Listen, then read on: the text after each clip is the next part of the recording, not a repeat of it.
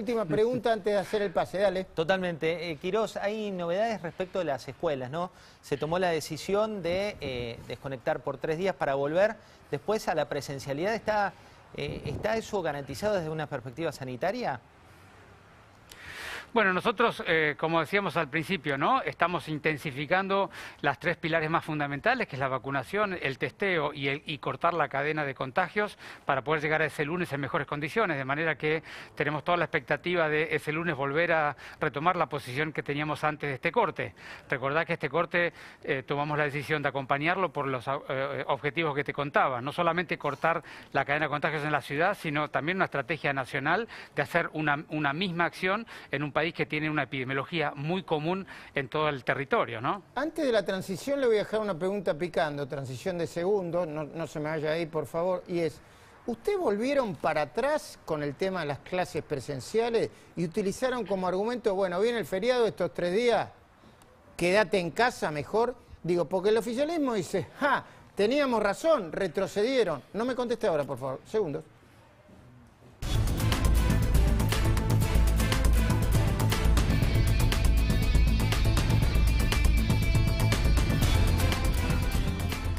Ahí volvimos, Quirós. ¿Qué opina de esto que preguntaba Luis? Bueno, Luis y José, me parece muy importante lo siguiente, ¿no? Hay demasiado dolor, demasiada dificultad, demasiado tiempo de mucho daño en la sociedad como para que intentemos entrar en un debate que esté en el ámbito del interés político. Yo habitualmente no respondo a ese tipo de planteos, ¿no? Lo que nosotros podemos decir en términos epidemiológicos o sanitarios es que siempre dijimos, las escuelas es lo último que se cierra y lo primero que se abre. Dado que la epidemiología de la semana ha sido una epidemiología que creció rápidamente en todo el país y hubo una decisión nacional y de todos los gobernadores de hacer un cierre intensivo para aprovechar una campaña de vacunación que ya es evidente que se va a poder cumplir porque los aviones ya estaban comprometidos para venir. En ese contexto acompañamos con el cierre de las escuelas, sobre todo el primario, que es el que más defendemos por múltiples motivos. En la medida que esto que te acabo de decir se cumpla, nosotros vamos a retomar nuestro plan. No es un tema de quién tiene más razón o menos razón o quién gana a quién. Me parece que ese tipo de debates no le agrega nada a la sociedad y no le agrega nada a la calidad de los dirigentes que tenemos que estar adelante de esta situación en este momento. Hay un comité asesor, que es el comité al cual recurre el presidente de la Nación, y Pedro Khan le dio al presidente de la Nación un dato. Le compartimos unas imágenes para charlar de este tema. Los chicos en edad escolar, de 0 a 12 años, el aumento de los contagios, Pedro Khan me dio el dato el otro día, aumentó el 110% de los contagios, aumentaron el 110%. ¿Qué cambió en ese tiempo? Escolaridad. ¿Aumentaron 110% los casos? Bueno, yo le diría que si hace falta ver los datos más en detalle, nosotros tenemos una información mucho más pulida que ese número tal cual se dijo, ¿no? Si vos miras la serie de las personas entre 5 y 20 años de la ciudad de Buenos Aires, cortada por quinquenios, digamos, de 5 a 10, de 10 a 15, de 15 a 20, se ve con toda claridad que los casos empezaron a aumentar allá por mediados de marzo, es decir, un mes después de inicio de las clases, no tuvo una relación temporal clara, que luego empezaron a bajar, a pesar de que las escuelas siguieron cerradas, empezaron a bajar allí por mediados de abril y recién en estos últimos días volvió a subir. Siempre las 3 veces que subió y bajó estuvo vinculado a la subida y la bajada de la circulación viral en la comunidad. De manera que naturalmente en el medio que sube la curva de todas las personas de la ciudad también han subido los grupos adolescentes, pero no hubo ninguna relación entre la apertura o cierre de escuelas y la casuística de esa edad, por lo que te estoy contando, no se relacionan temporalmente. A ver, ministro, usted habla ¿qué le decía? Por edad, por una cosa generacional. Claro. O hablaba, porque también le podrían decir, bueno, quizá el nivel de escolarización no exprese a toda la franja etaria.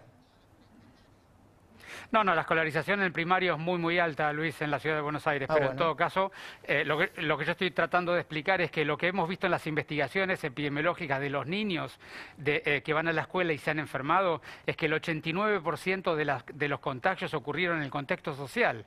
Si vos tenés una curva de casos que en la ciudad crece, los niños viven en esa sociedad afuera de la escuela y naturalmente también aumentan su contagio, pero dentro de la escuela ha sido la menor cantidad. Y esto es algo que también el Ministerio de Educación de la Nación y la Ministra de Salud de la Nación lo han reconocido. La permanencia escolar no es un riesgo significativo. Lo que ellos han planteado que es el transporte, el traslado, la circulación podrían ser un riesgo, y por eso en aquella oportunidad que nos pidieron un esfuerzo en la anterior DNU, nosotros tomamos la decisión de bajar una misma cantidad de circulación comunitaria como si hubiéramos cerrado la escuela. ¿Qué hicimos?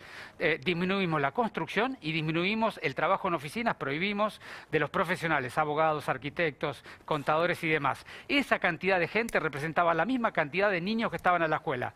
Es decir, cumplimos con el mismo objetivo que se proponía de una manera adaptada a las prioridades que tiene la ciudad, que es la escuela, los niños, sobre todo los más vulnerables, los que más necesitan el apoyo del Estado. Es lo último que se cierra porque en la escuela no se contagian, y en la circulación es una circulación muy barrial porque los chicos viven muy cerca de la escuela.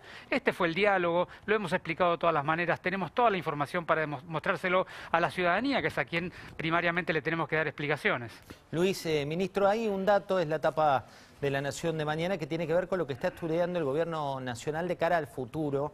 Se habla de estos 9 días de restricciones y después otros 12 días de apertura para volver a 9 días de restricciones, lo que se suponen restricciones intermitentes. Ahí ve el título, dice: tras el confinamiento total, analizan alternar 9 días de cierre y 12 de apertura, que este esquema fue propuesto dentro del gobierno. Después de este primer, o sea, después de los... Exactamente, lo que viene cuando terminen estos 9 días, lo que se está evaluando es 12 de apertura para otros 9 días de confinamiento.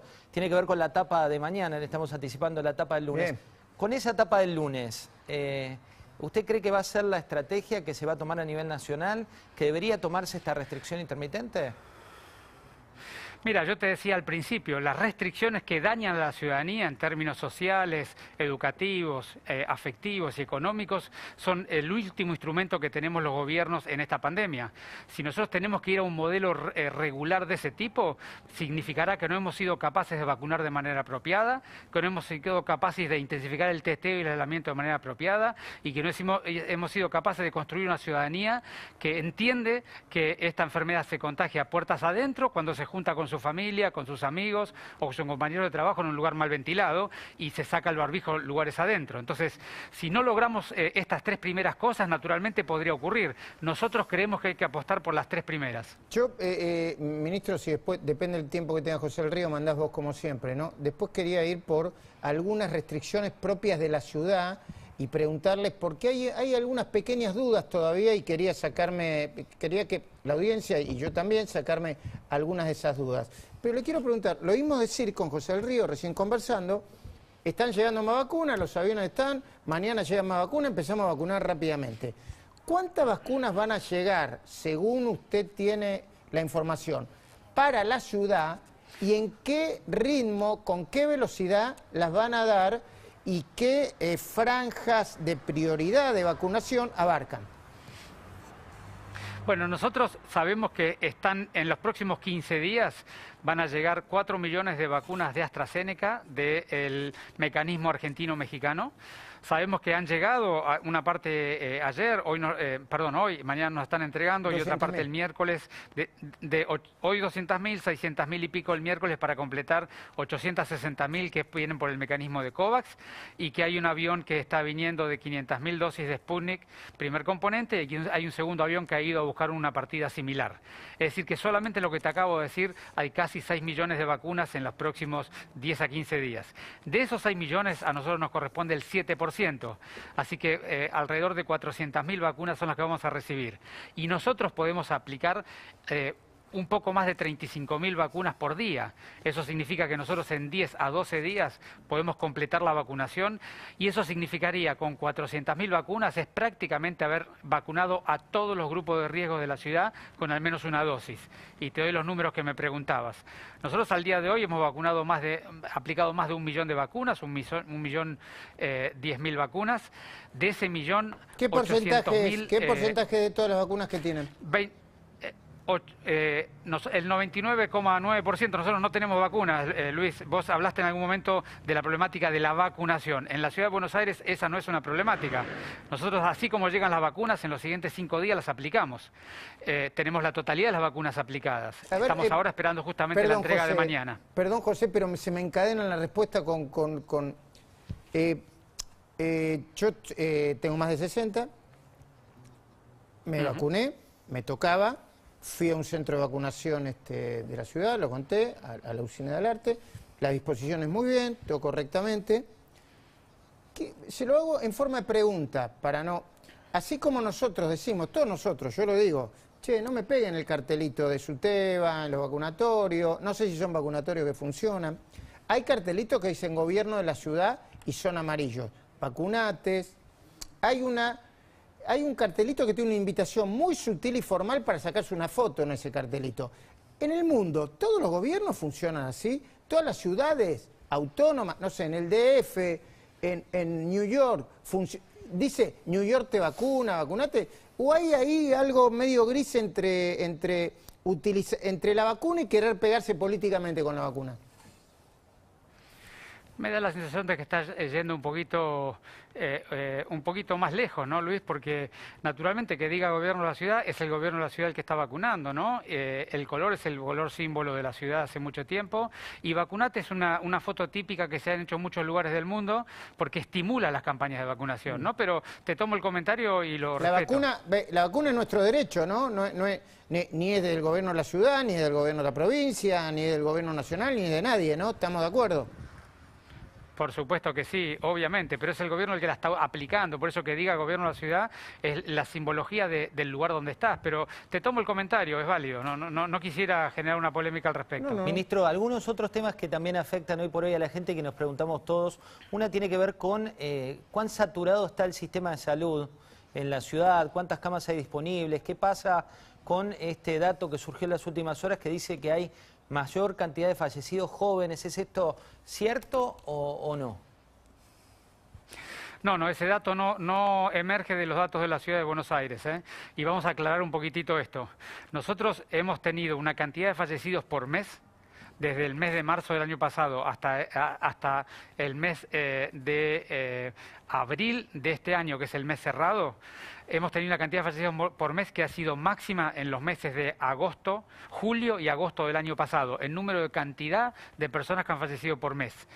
Ese número de esa cantidad aún no, siempre a lo largo de esta curva de este año hemos estado por debajo de ese valor. Probablemente mayo y junio terminen siendo valores similares a aquel que tuvimos el año pasado, pero no hay más fallecidos por mes. Ahora, en términos de letalidad, que es la cantidad de fallecidos en relación a la cantidad de enfermos, ha disminuido críticamente, porque tenemos más del doble de los casos que el año pasado y un poco menos de fallecidos que el año pasado por mes. Así que ahí hay que ser muy preciso con los números. Ahora, si uno mira el perfil de los fallecidos, dado que hemos tenido muchas personas de edad vacunadas, los mayores de 80, sobre todo los de 80, pero también de 70 que se han vacunado muy anticipadamente, han tenido menor carga de enfermedad y ha habido menos fallecidos de esa edad. Y eso es cierto, y eso te baja el promedio de edad de los fallecidos, pero no porque haya más fallecidos jóvenes, porque hay menos fallecidos de mayor edad, ¿no es cierto? Ministro, ¿puedo ir si salgo de mi casa, no soy trabajador esencial, bueno, yo soy, pero si no fuese trabajador esencial, no tuviera la aplicación Cuidar y no me cubre eso, no puedo salir de mi casa después de las 18 horas, ¿no? Así es, no podés salir de tu casa después de 18 horas. ¿Ni a pasear al perro? Bueno, el DNU lo que propone es que hagas todas tus actividades afuera de tu casa hasta las 18 horas y después ya te quedes dentro. Vivo en un edificio con departamentos. No puedo hacer ni reuniones de consorcio, ni ir al gimnasio común, ni ir al Zoom, ni hacer nada de eso. No, lugares cerrados no se pueden en ninguna condición y tampoco puede haber reuniones sociales ni familiares, con lo cual nada de lo que acabas de decir está permitido en este periodo de 9 días. Sí, perdón, ministro, lo sumo a Pablo Fernández Blanco. Pablo, buenas noches, con una pregunta. ¿Cómo te va, José? Bueno, yo voy a pensar un poquito en el largo plazo. Quirós, ¿en qué momento podemos llegar a tener algo parecido a lo que se denomina inmunidad de rebaño? Bueno, hay que tener mucho cuidado con esa palabra porque la inmunidad de rebaño significa que hay tantas personas que están protegidas de enfermarse que ya el virus no puede correr por la sociedad. Y hay que tener mucho cuidado porque en esta enfermedad, como otras enfermedades respiratorias, como las vacunas no te evitan totalmente la posibilidad de contagiarte, no es fácil alcanzar que las personas bloqueen el contagio, porque yo puedo estar vacunado con 2 dosis, puedo tener una enfermedad asintomática, es decir, no darme cuenta que estoy enfermo y transmitir la enfermedad a otras personas. Entonces no hago el rebaño, no bloqueo la transmisión social. Entonces yo creo que eso es una palabra que hay que dejarla más para otro tipo de enfermedades. Acá lo que hay que hablar es de suficiente inmunidad para que la pandemia ceda, para que se transforme esta en una enfermedad endémica que aparezca periódicamente en el año con los fríos. Y para eso, naturalmente, lo que sabemos hay 2 hitos bastante claros. Cuando el 40% de la sociedad alcanzó al menos la vacunación con una dosis de vacuna, la curva epidémica tiene un comportamiento claramente distinto. Y cuando se alcanza el 70%, entonces la enfermedad entra bajo control siempre y cuando no aparezcan nuevas variantes que modifiquen su sensibilidad a la inmunidad, ¿no es cierto? Ministro, yo me vacuné con la Sputnik y me dijeron que la segunda dosis me la iban a dar como mínimo a los 3 meses. Y mientras salía perdón, José, ¿no? Pero digo, fui en bicicleta, me bajé de la bicicleta, me bajé de la bicicleta, miro el celular y digo, uy, el mismo día me dijeron, los que tengan Sputnik B no pueden entrar a España. Me siento un vacunado de segunda si es que quiero viajar a España. Bueno, eso es un tema de la Unión Europea que yo creo que seguramente van a ir cambiando en las próximas semanas o meses, ¿no? Ellos la decisión que han tomado es de darle un carnet de sanidad, de vacunación, por llamarlo de alguna manera, a todo ciudadano global que tenga las vacunas que la EMA, la Entidad Europea de Aprobación de Medicamentos, haya aprobado. Entonces, no es un tema de las Sputnik sí o no, sino que es como la Sputnik no ha completado el proceso de validación en la entidad europea no lo toma como válido. Pero yo creo que eso es un tema circunstancial, seguramente van a ir ampliando ese criterio porque es un criterio que es muy centrado en la perspectiva europea, ¿no? Perdón, un chiste, le voy a decir a Alberto que llame a Cristina que llame a Putin que llamen los europeos y podemos entrar todo lo que tenemos Sputnik. Ministro, otra de las cuestiones también que hoy preocupan y mucho tiene que ver con cuánto dura la vacuna. Hay 2 cuestiones. La primera es que cerca del 20% de la población argentina, un 13,89% con una sola dosis y la diferencia con 2 dosis ya están vacunados. Pero por otro lado, quien tiene la vacuna dice, ¿cuánto me dura esa inmunidad? ¿Está ese estudio? Bueno, primero permitime ajustarte los números que diste a los datos de la propia ciudad de Buenos Aires. Nosotros tenemos ya el 26% de la población porteña vacunada con al menos una dosis. Eso es 1 cada 4 porteños ya tiene una vacuna aplicada. Eso no es un tema menor porque yo te había contado que hay que llegar al 40% para ver algún efecto, ¿no? Así que no estamos tan lejos de ello y con esta campaña de estos próximos 10 días probablemente lo podamos alcanzar. Y luego a lo que me preguntabas es... Hay investigaciones clínicas de todo tipo, pero sobre todo de diferentes vacunas y no es correcto proyectar los datos de una a otra, pero para simplificarle la información a la gente. Lo que nosotros sabemos que con la primera dosis de las vacunas, genéricamente, tenemos el 80 al 90% del efecto que la vacuna le va a hacer a la persona y que luego le agrega un 10, un 20% complementario cuando se aplica la segunda dosis. Sabemos también que la primera dosis de vacuna dura al menos 3 meses y probablemente no hay ningún motivo para pensar que esa protección aún siga aún más. Que el booster o la segunda dosis lo que hace es levantar un poco más el efecto y prolongar el efecto hacia adelante. Pero todavía no sabemos bien ese efecto hacia adelante con las 2 dosis hasta cuánto dura. Probablemente sea un año, probablemente sea un poco más de un año. Todavía no hay suficiente información para estar seguro. ¿Puedo contagiar aún cuando me vacuné la semana pasada? Sí, bueno, si te vacunaste la semana pasada todavía ni siquiera estás protegido. Tenés que esperar al menos las tres semanas para que la vacuna haga efecto y te dé la protección individual a vos. Eso te baja el riesgo de contagiarte, el riesgo de tener una enfermedad grave y el riesgo de tener una enfermedad mortal. Luego, cuando te aplicas la segunda dosis, 7 días a 10 días después, el efecto es pleno. Ahora, más allá de que tengas una dosis o 2 dosis, siempre puedes contagiar por lo que yo explicaba hace un ratito. La vacuna te genera una inmunidad, unas defensas, que sobre todo están en la sangre y en algunos otros lugares del cuerpo, y te protegen de que el virus te entre a los pulmones o los órganos más críticos. Pero la nariz tiene una inmunidad bastante particular, unas inmunoglobulinas que son diferentes, que se llaman inmunoglobulina A, y que la vacuna no las estimula tanto, con lo cual la inmunidad de la nariz no es tan fuerte como la inmunidad del cuerpo cuando vos te vacunás. Por eso es que puedes tener una enfermedad leve o una enfermedad asintomática, transmitir la enfermedad, pero vos no sufrir nada. Por eso es tan importante explicar que el efecto o la inmunidad de rebaño con estas vacunas son difíciles porque las personas siguen transmitiendo la enfermedad a pesar de que no se enferman o no se enferman grave, ¿no? Dentro de esta maldición que es el COVID hay una bendición que a los chicos no los afecta con la misma fuerza que a los adultos mayores. Sin embargo, hay que tomar resguardos también para aquellos chicos que tuvieron COVID. ¿Hay que hacer algún tipo de chequeo posterior? Bueno, eso depende mucho de la evolución clínica de la enfermedad y los pediatras evaluarán caso a caso, ¿no? Pero en general los niños tienen enfermedades leve o asintomática y en general no le dejan ninguna secuela. Por supuesto que hay algún pequeño número de niños que tienen enfermedades mucho más graves y que requieren un seguimiento más cercano, y en especial aquellos niños que tengan alguna enfermedad grave que cuando se contagian la enfermedad del COVID, ¿no? Luis, ¿querés la última? ¿Sí te liberamos? La última, le hago todo el recorrido. Ya nos vacunamos. Ya, ya sabemos cuál es el nivel de contagio que podemos tener. Voy a tratar de protegerme la nariz, aunque en mi caso es un poco, me va a costar demasiado. Se ríe el ministro. Se ríe con barbijo. Se ríe con barbijo. Viste que los barbijos te tapan las facciones y uno ve la risa debajo de ese barbijo. Bueno, pero digo, bueno, me siento bien, no me hizo mal, voy a entrenar con mis amigos. Somos como 10, 20, voy a entrenar al aire libre y después de entrenar me voy a ir a tomar un cafecito a cualquier café de la ciudad de Buenos Aires. ¿Qué puedo hacer y qué no puedo hacer? Bueno, justamente vos cuando estás vacunado, por supuesto, podés ir a entrenar. Hoy, por el DNU, el entrenamiento tiene que ser individual y al aire libre.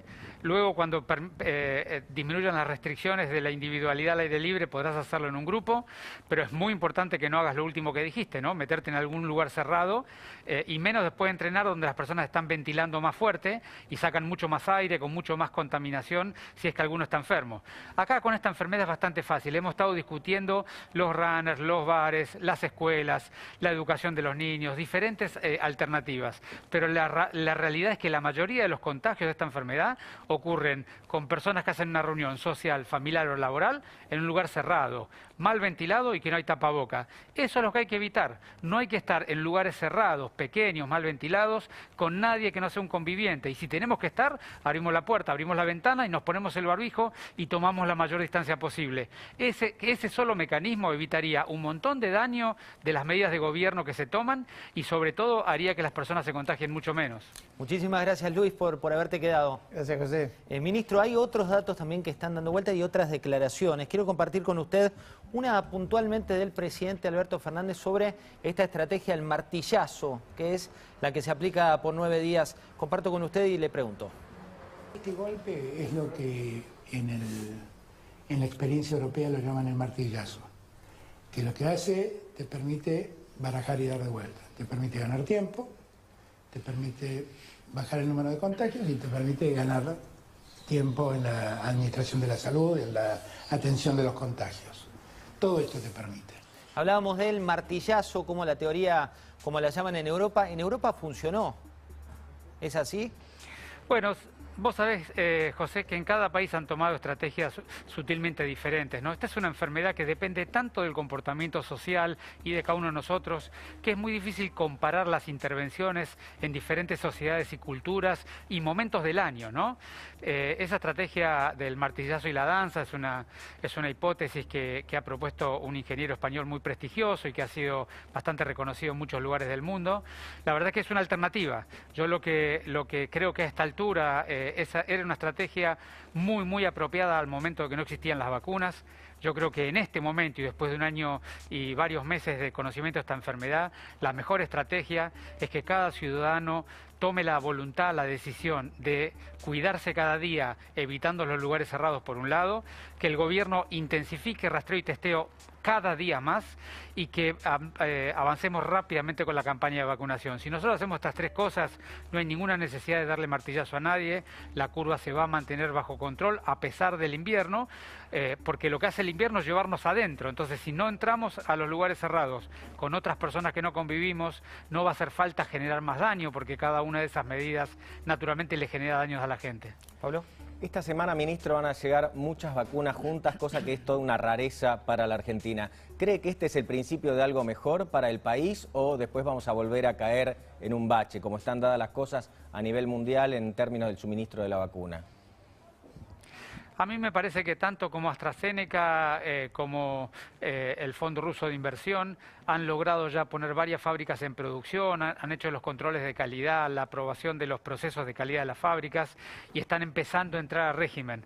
Así que me parece que probablemente lo que ocurra de aquí para adelante, que haya una periodicidad bastante confiable y creíble de llegada de vacunas. Eso espero, es la información que yo tengo y es lo que espero que ocurra. Hay una variante, la Manaus, que viene con mayor fuerza. Hay otra variante que está llegando desde India. ¿Cómo se gesta una de estas variantes y cuál es el riesgo de tener efectivamente una variante argentina? Bueno, las variantes son, vos sabés que el virus se multiplica millones de veces en el cuerpo de una persona cuando le entra a enfermar. Y lo que pasa es que en 5 o 6 días la inmunidad de la persona termina destruyendo a todos los virus y el virus se terminó en ese cuerpo, aunque en algún momento se le transmitió a otro, ¿no? Lo contagió a alguna otra persona. Entonces, ¿cuándo la multiplicidad o los millones de copias de virus pueden encontrar alguna variante que resista o tenga alguna peligrosidad mayor? Cuando el cuerpo no logra desembarazarse rápidamente del virus y lo tiene 5 días, 7 días, 14 días, 18 días, con la inmunidad del cuerpo activada, los virus que por alguna alteración no responden a la inmunidad del cuerpo empiezan a producirse nuevamente. Y ahí aparece una variante con más resistencia a la inmunidad.